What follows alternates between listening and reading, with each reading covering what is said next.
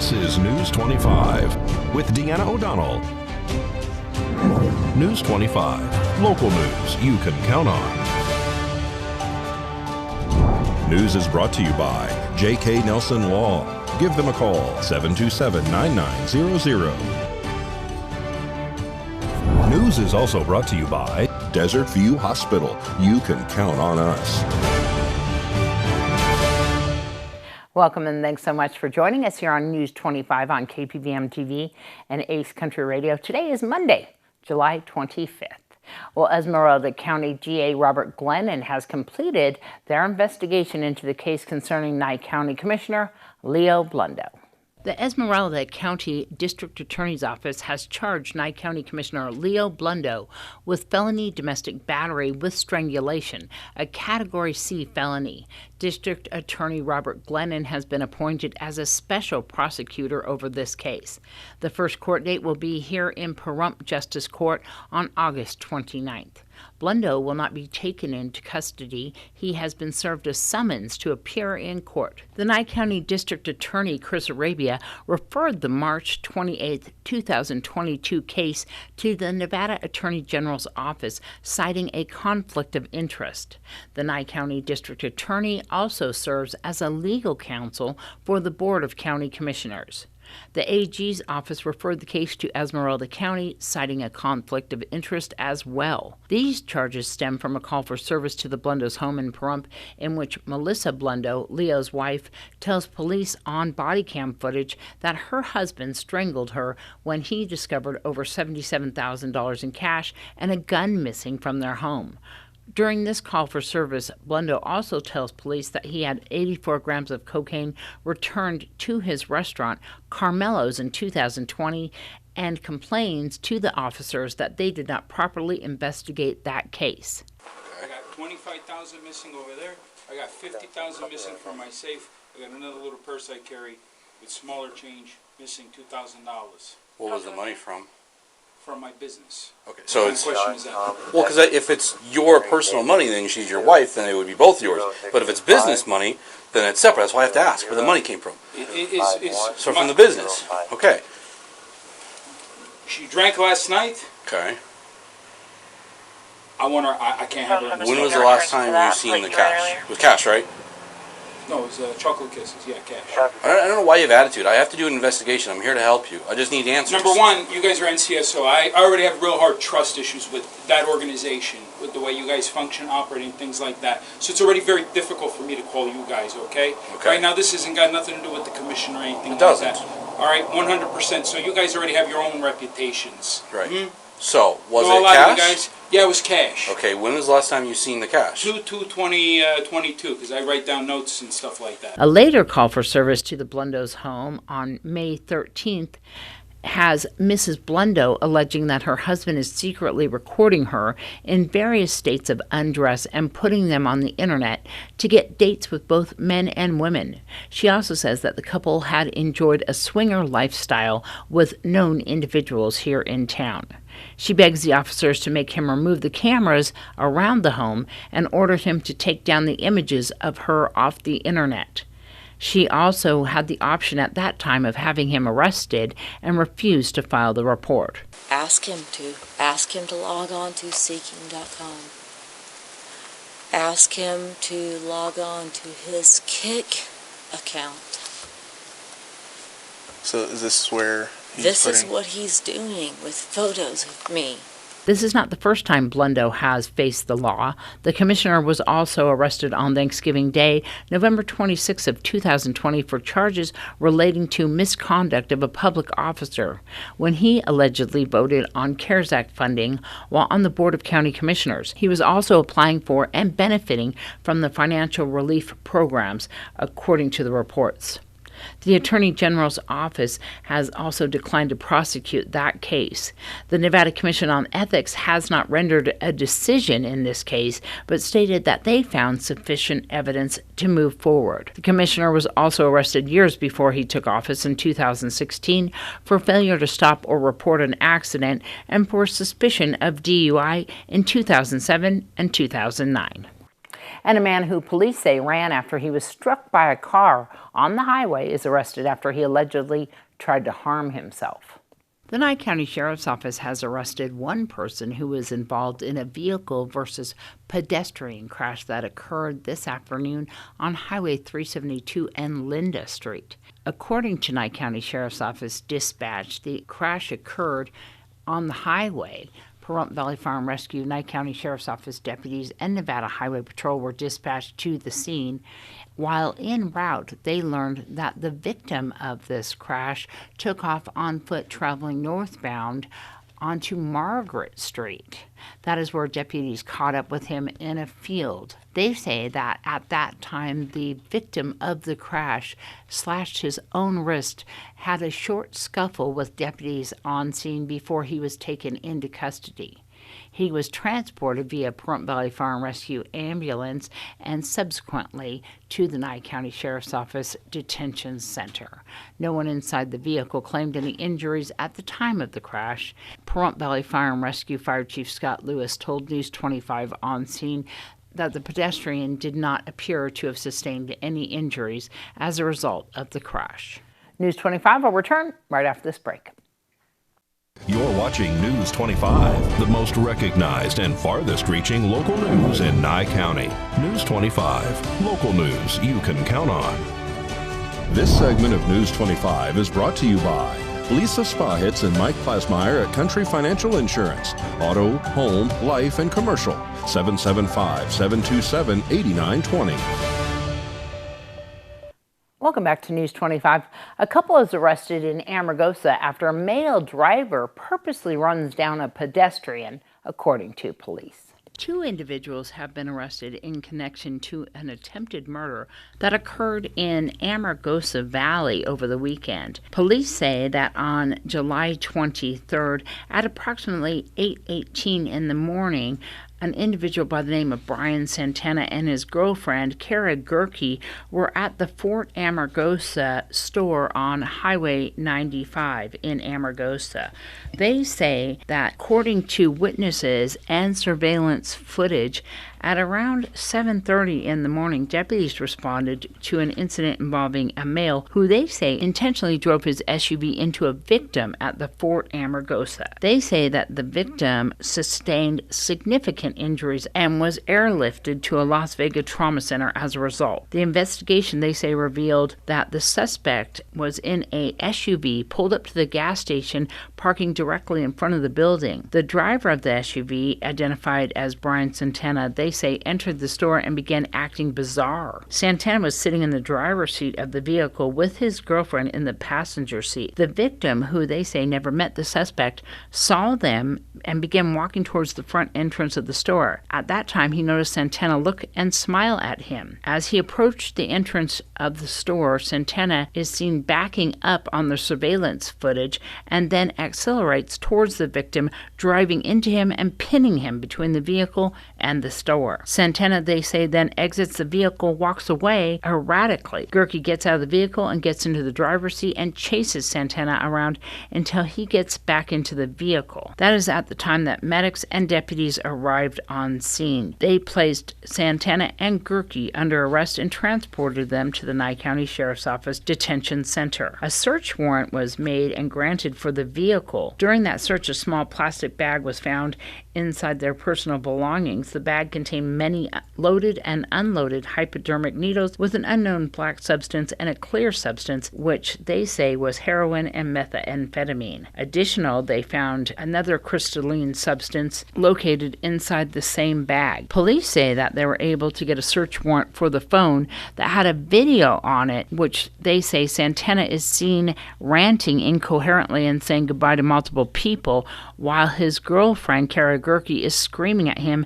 to get into the vehicle and to leave. Gerke is facing DUI above the legal limit, possession of a Schedule 1 and 2 controlled substance, less than 42 grams, harboring or concealing a felony offender. Brian Santana is facing charges of attempted murder, DUI above the legal limit, possession of a Schedule 1 and 2 controlled substance, less than 42 grams, and a habitual criminal. Fire Chief Scott Lewis says it has been a busy day during this morning's storm here in Pahrump. Pahrump Valley Fire and Rescue were called to respond to several alarm systems and a man stuck on the roof of Mom's Diner off of Basin Avenue. According to Lewis, the individual was on the roof making a repair when he injured an extremity and was unable to get down from the building. Rescuers used the tower ladder truck and saved the individual, who was then transported to our local hospital. And a two-vehicle crash on Highway 160 in Mountain Falls required medics and police to respond. Thankfully, no injuries were reported at the time of this crash. Nevada Highway Patrol is investigating. And Pahrump Valley Fire and Rescue and Nye County Sheriff's Office deputies responded this morning to a downed power line at Mount Charleston and Margarita Street this morning as a result of the storm. Valley Electric Association crews arrived on scene and made repairs. No injuries were reported. Attorneys and 3 suspects who are facing murder charges were in court on Friday in front of Judge Kim Walker.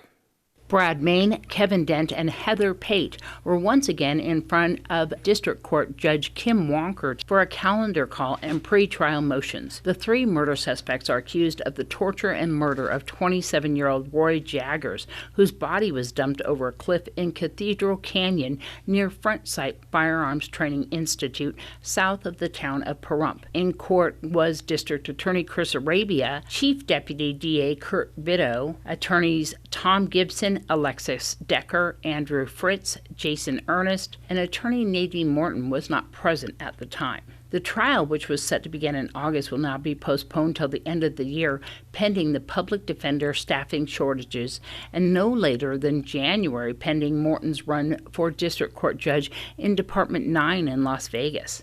The district attorney's office is somewhat of a disadvantage. Now we have this crazy thing with the contracts. The other problem is that we've had is since June 30th until Tuesday, we've been in limbo. We've been down 2 public defenders. So it's kind of a mess. If I understood it correctly, all of the defense counsel wanted a continuance. Even though it's set for a longer period of time, Mr. Vito and I did a trial together, and we have very different styles, and I think that my thinking on this is that we could do it in 2 weeks, just because it's just the way that I do things with how I examine witnesses and whatnot. And I think that I completely respect the fact that you're going to have people traveling on the holidays and whatnot, but I'm confident that there's going to be 12 people in the community, or 14, who would be willing to see this through.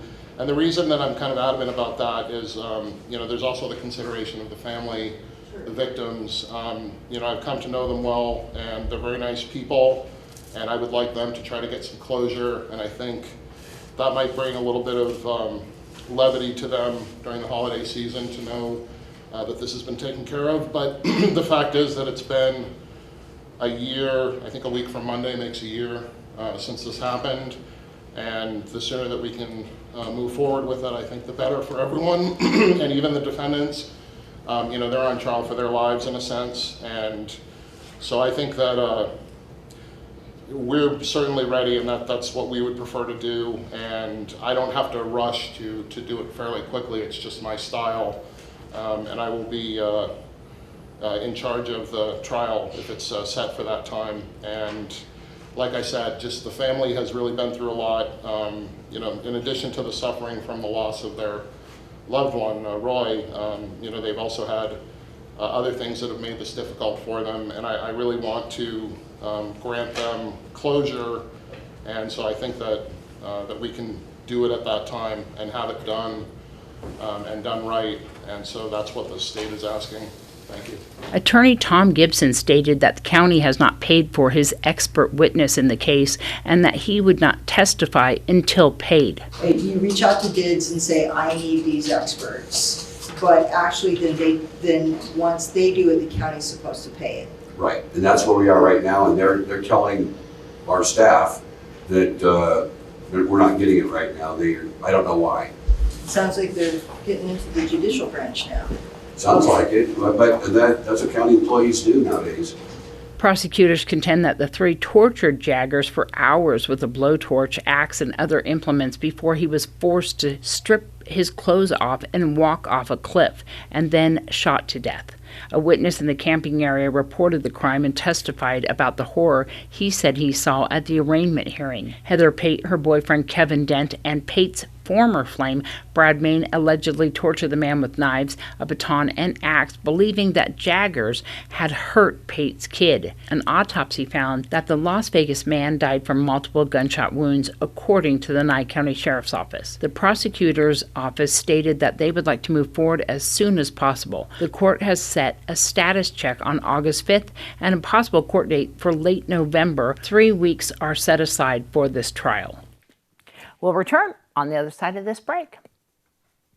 You're watching News 25, brought to you by Mountain West Lawyer, Injury Attorneys, 727-9500. Also brought to you by Silver State Health.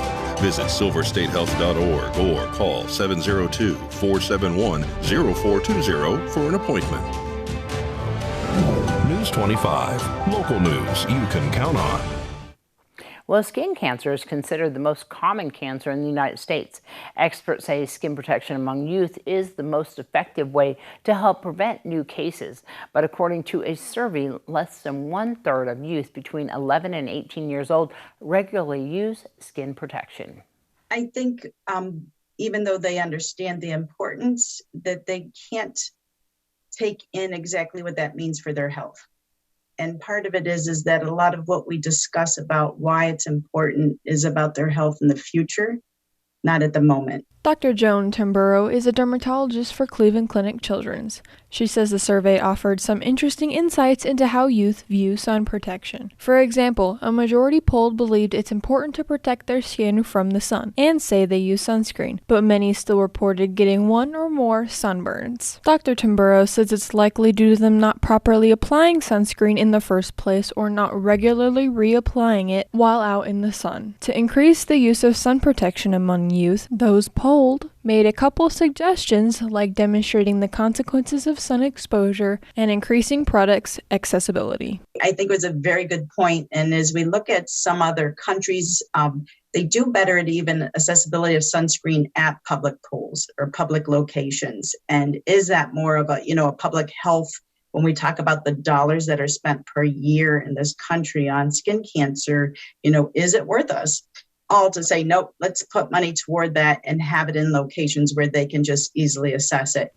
Well, Dr. Tamburo recommends parents show their kids how to apply sunscreen at an early age so they continue those habits when they get older. Well, today we have Darby at Never Forgotten Animal Society. She's going to show us some adorable puppies up for adoption.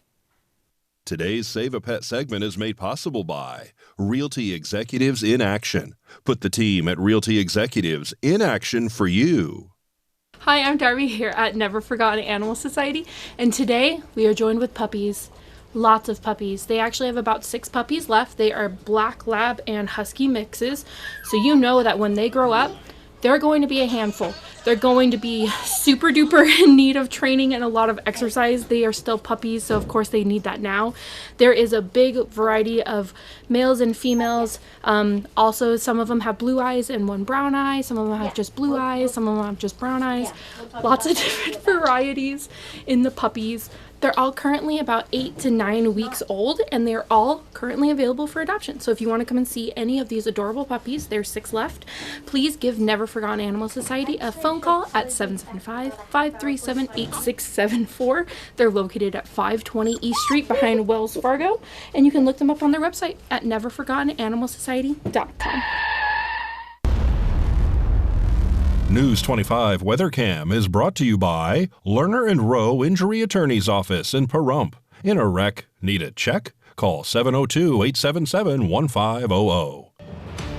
Well, all I know is that it was a kind of an interesting rainy morning this morning. We'll see if we have any of those monsoonal thunderstorms coming up right after this break.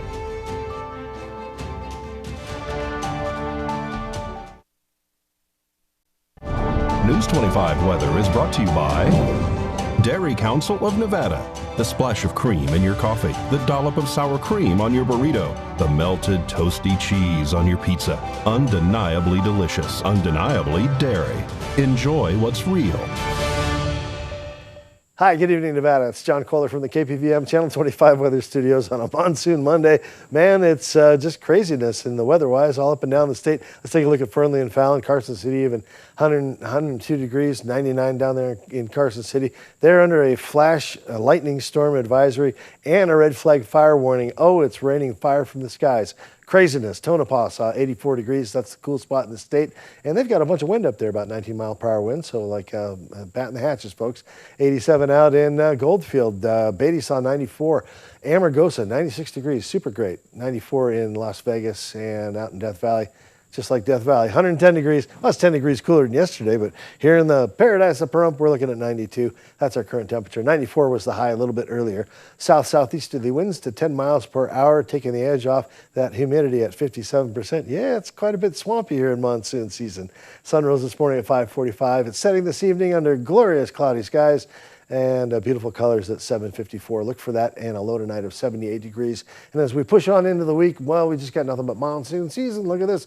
Cloud, cloud, cloud. Looks like the clouds get tiny on Friday. That'll be fun. But yeah, clouds throughout the week. Percentage of the chance of rain definitely over 15%. And you'll see some significant showers here and there localized throughout the valley as those temperatures remain in the upper 90s throughout the week, and lows at night right around 80, 81 degrees. Should be super pleasant at night. Under a rainy sky, it's taking the dust down. I like that part. All right, back to the desk. Here's Deanna. I'm not minding those temperatures at all. Also, my plants get watered, so there's a plus too. All right, well, we'll see you back here tomorrow night. Thanks for joining us here on KPVM TV and Ace Country Radio. From everyone up here on the Hill, we'll see you tomorrow. Good night.